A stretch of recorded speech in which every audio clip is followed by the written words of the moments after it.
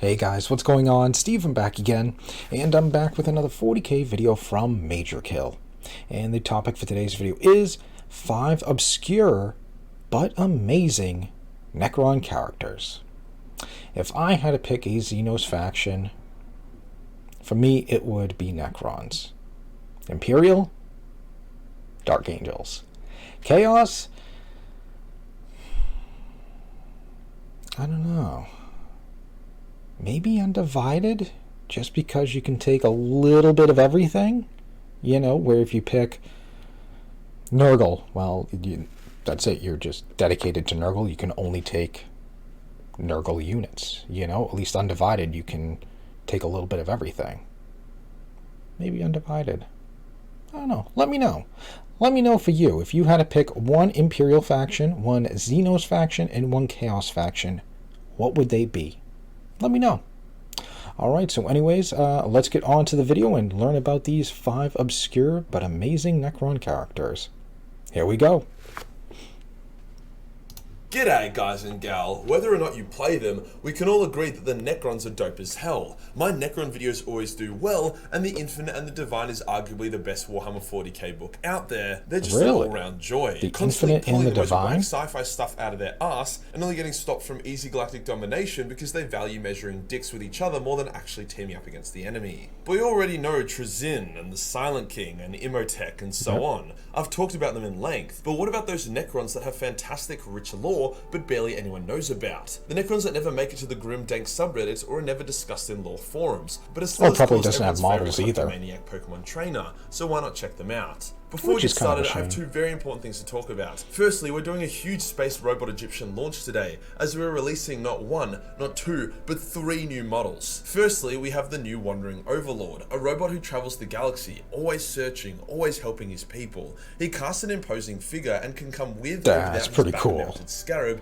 which is the device he uses to open portals and step on through them. Then we have the combo pack of the Nemesis Overlord and his big Lich Guardian. The Nemesis Overlord is a genius commander, overseeing many victories for his robotic legion, and then to keep him safe, he always has his big Lich Guardian by his side, ready to reap the I do like the souls of any scythe. assassin. To top it off, I'm also releasing a combo value bundle that features Setron the Undying, the Collector of Infinity, the Wandering Overlord, and Nemesis Overlord and his big Lich Guardian, all in one purchase with a large discount over buying them separately. This will be the last I like that Setron. That one looks awesome. Unless a lot of people buy these guys, in which case we'll revisit it sooner. The second thing is that we have sold 75% of the carry cases, a compact, high quality and innovative way to safely move your minis around. We even did a smash test with actual painted minis inside in a video I released earlier this week if you wanted to see just how good it is. I expect it to sell out over the weekend, if not early next week. I remember having to use to carry 2 of those. Comes with a free miniature.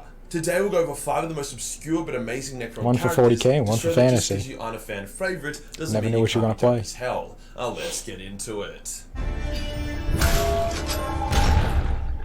Let's kick it off with one of the most aesthetically coloured Necrons, Anrakia the Traveller. That blue glow and metal is doing stuff for me. If I ever get Necrons, I'm definitely painting them in blue. For lack of a better word, I've seen some really nice Anrakia blue painted ones. When he awoke, he felt this irresistible urge to unite the Necron dynasties and return them to glory. To this end, he gave up the mantle of lordship over his own tomb world, took most of his army, and then went out into the stars, bunny hopping between different Necron tomb worlds. For the undisturbed ones, he merely wakes them up. However, for worlds that are occupied or even worse, the Necron tombs are already destroyed, he will wage vicious war against the lesser races to either save or avenge the Necrons on that world. If he is that world's savior, either through waking them up or exterminating the occupying force, he will then demand a tithe of warriors and weapons so that he may continue his crusade. If the world refuses, then he will take it by force. So if you ever want to make a lore reason for a Necron v Necron skirmish on tabletop, then just bring Anrakia as one of your models. This is called Anrakia to be seen in 2 different lights, either as a paragon of nobility, a hero who crusades to save and unite the Necron Empire, or a fucking arsehole that thinks he is entitled to plunder a tomb world's resources and warriors merely because he killed some Tau explorers and woke up the world from a perfectly good nap. I wouldn't be surprised if some Necron overlords had woken up and then just slapped the snooze button,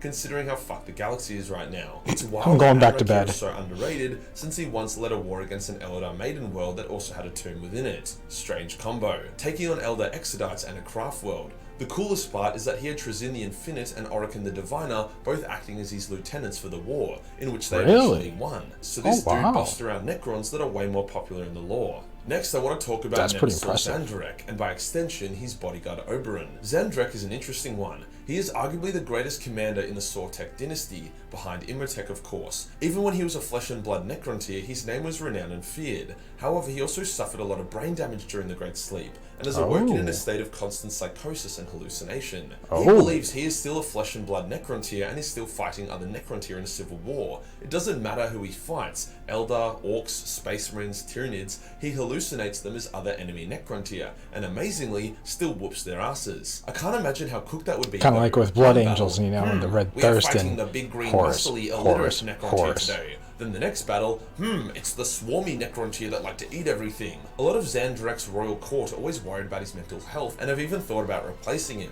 but he is such a successful commander that very few dare try, especially due to the fact that he has the massive Varguard Oberon protecting him. Oberon used to try and make Zandrek lucid and understand reality, but he's since given up and allows his master to live in Fantasyland. Oberon loves Zandrek and goes to great lengths to protect him, saving his life on dozens of occasions. Oberon is also a demon on the battlefield, having beaten many named heroes in the lore. Dude can also cut open holes in reality and step on through, reappearing somewhere else in the battlefield. The kicker is that he can take a few Necrons with him, so it's a pretty insane way to deep strike your enemy. Both Zandrek I wouldn't mind seeing that one as a model. Refusing to if he's that big, that'd be a cool model to see. Alive, so that they may negotiate terms of honorable surrender, most likely because he thinks he is dealing with fellow Necrontyr. The good news is that there are female Necron characters. The bad news is that they are often bloodthirsty psychopaths. None better encapsulate this than Zunbakia, the Mother of Oblivion. Fuck me, what a name. She is the leader of the Maynard dynasty, who have an extremely cool colour scheme, that being red with dark obsidian steel. Would 100% paint my Necrons like this as well. The Maynard dynasty is known for being extremely ruthless and vicious. No honor, just extermination.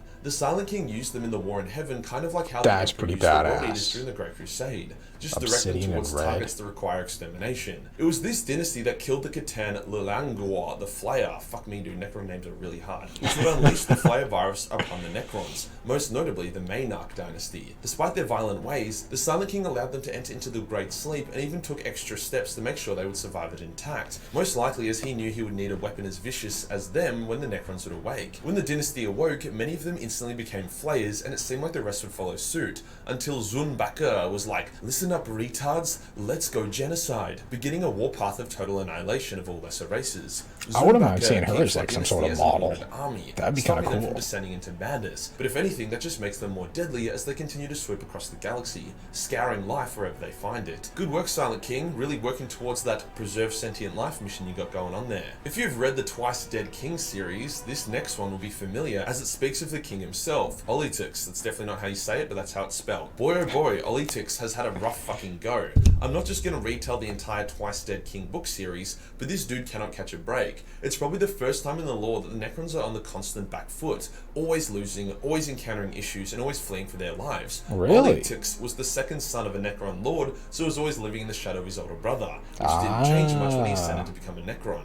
Olytix would try and take the throne from his father, but failed and was exiled. After a lot of shenanigans, involving a lot of convoluted plots and a lot of flayed ones, Olytix is able to take command of his dynasty, just as a massive imperial fist is arriving and completely fucks up his forces. He then ran for his life and was chased down by the fleet, encountering even more issues along the way. I use the term issues here, but holy shit, it was really bad. If you ever want to feel bad for a Necron, just read about Olytix. Now, I don't really want to spoil what happens to Olytix, but it's pretty fucking grim, but also in a kind of bittersweet way. He does end up as a king of the Necron dynasty. It's just not the one he wanted, nor was the one he was born into. Something the Flayer virus is horrific. I might have to read that. We have a reasonably well-known character that not many people seem to talk about, Illuminor Caesarez, who pretty recently got an extremely dope miniature. Caesarez is a fucking asshole. There's no two ways around it. Ceres was the one who, at the instructions and guidance from the Catan, built the biotransference machines that would turn the Necrontyr into the Necrons, an act that most Necrons regret. Ceres is the mad genius of the Necrons. His model is pretty cool. People.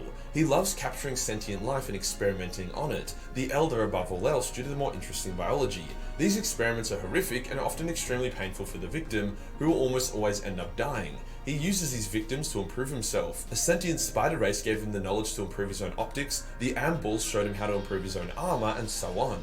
As you can Wow. see, he's experimented on himself a lot. He definitely did not come out of biotransference looking like a mechanical hentai monster. If you see Necron characters who are larger with more arms and shit, more likely than not, it was Ceres who upgraded them. We actually do see a fair bit That's of not Ceres in bad. recent lore, with him being the Oh, main and the antagonist of the Pariah the Nexus animation animated series, where he performs fucked up experiments on the Kriegsmen and basically turns them Yeah. into zombies who are aware of That was their actually a situation. really good He presents as this animation. hyper-analytical and objective scientist, which is merely a facade to cover up his true sadistic nature. In the overarching lore, the Silent King knew he needed to have the genius Ceres on his side for his Pariah Nexus project, so he told Ceres that the thing he was constantly searching for but could never find in all his years of experiments would be found if they managed to reverse biotransference. Hence, Ceres acts as one of the Silent King's closest lieutenants and advisors. Still the ever-sadistic mad genius. Honestly, I don't know who is Want to worse, keep him close. Fabius or Ceres, would make for an interesting comparison. Out of the characters I spoke of today, only Ceres is an up-to-date model. Both Anrakir and Xandrek and Oberon all have models that are over 12 years old, with the Mother of Oblivion not having any. That does sucks. The twice-dead king. So we'll either have to wait for those to be released or updated, or pick them up from somewhere else. If you enjoyed the video and you want to support the channel, And they just pick did up a the Necron Overlord update, with the Nemesis so Overlord and his Lich bodyguard, not and then getting why not those also anytime grab a soon. carry case, which as I've said comes with a free model. Hit the subscribe button, hit the real subscribe button for more obscure lore. Join the Discord for more memes and I'll see you in the next one. Peace. Okay, so there we go. There are 5 obscure but amazing Necron characters. Those were all very interesting and stuff like that. It does kind of suck, a lot of them haven't gotten model updates, but Necron's just got an update, so probably not going to be getting any more, although I don't know how, Games Workshop does their updates and stuff like that, and we'll put a couple of models of these and a couple models of these, and here's a whole new update and stuff like that. I don't know how they do it, because I just saw they did a couple of Blood Angels, but are they doing over the whole Blood Angels or just these couple? It's if you're gonna do the whole, if you're gonna do Blood Angels, just do the whole thing. I don't know, but either way, yeah, I mean, some of their models are still,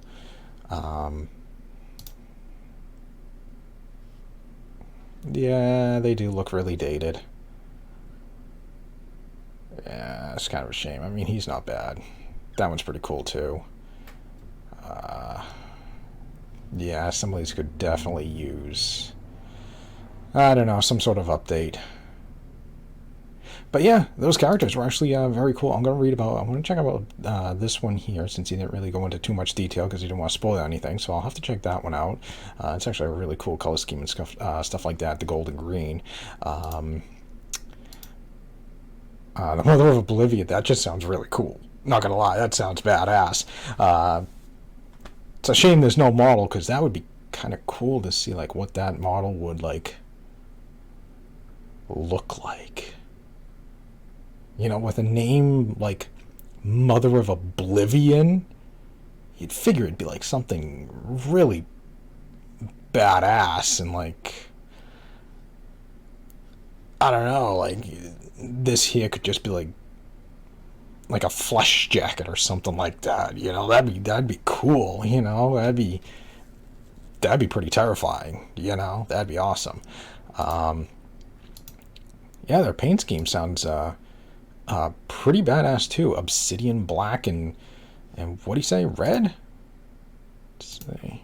Oblivion, fuck me, what a name. She is the leader of the Maynarak dynasty, who have an extremely cool colour scheme, that being red with dark obsidian steel. Would 100% paint my neck.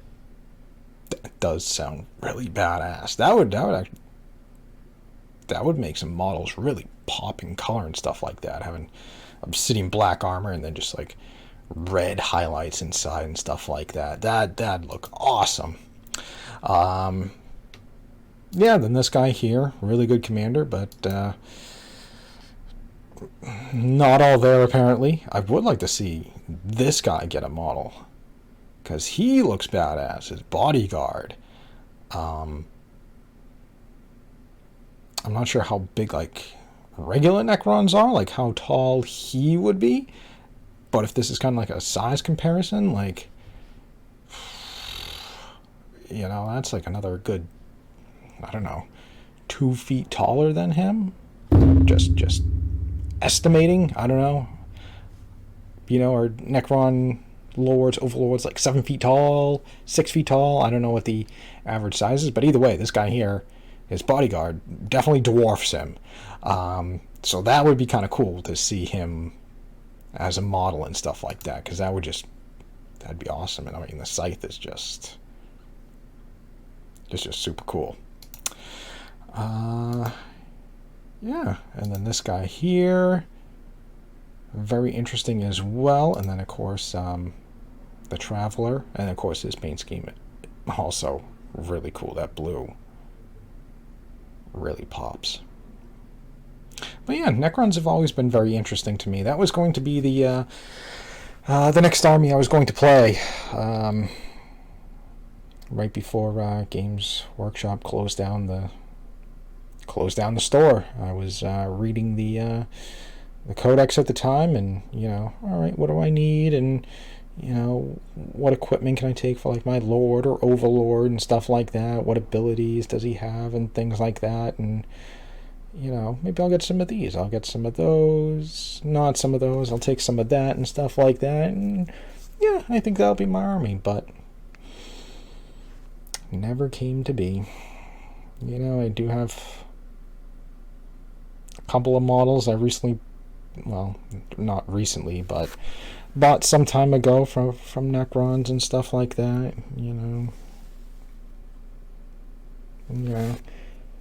I got a couple of little things now. It's just mostly collecting. I did get my Warhammer Plus mini. The guardsman. It's going to be interesting to see what next year's Warhammer Plus mini is going to be, since I've gotten all of them so far. What was the other one on?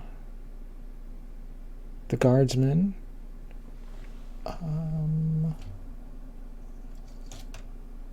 Oh, right, the Chaos. Yeah, that was the second year, and then of course the famous Sniper was the first year. So, but yeah. So, anyways, there we go. There's the video. 5 obscure but amazing Necron characters. Those all sound actually really cool, and it would be nice to see some, some of those models get updated. Mother of Oblivion actually get a model. That'd be kind of cool too. But yeah, I don't know. I don't know how Games Workshop does like their updates and stuff like that, because it is kind of crazy still seeing like models from like back when I played like years ago. It's like you'd figure by now those models would have been updated. It's like I remember that model, and it's like that was like 10 plus years ago. It's like, why hasn't that model been like updated? I don't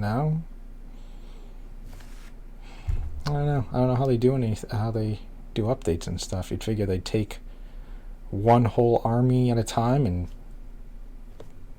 update the entire army, and then do another one, and then another one. But it's just like, yeah, working on these, but here's like a couple of these guys too. So it's like, are you doing this army, or are you doing this army? Well, we're doing this army, but here's a couple of updated for this army, but we're not going to update the rest of that army, at least right now. So it's kind of like, okay, but I don't know, it is what it is. But anyways, there we go. There is the video. I hope you guys enjoyed the video. If you did, hit that thumbs up button. That'd be awesome. Remember, feel free to subscribe to my channel. Follow me on social media. Links in the description box below. And of course, leave me all your thoughts and comments. What do you guys think about these characters? Which one did you like the best? Do you agree that some of those models should be updated? And let me know if you had to pick a Imperial faction, a Xenos faction, and a Chaos faction. What would they be, and why? But other than that, yeah, just stick around. More videos are on the way, and I will see you guys next time.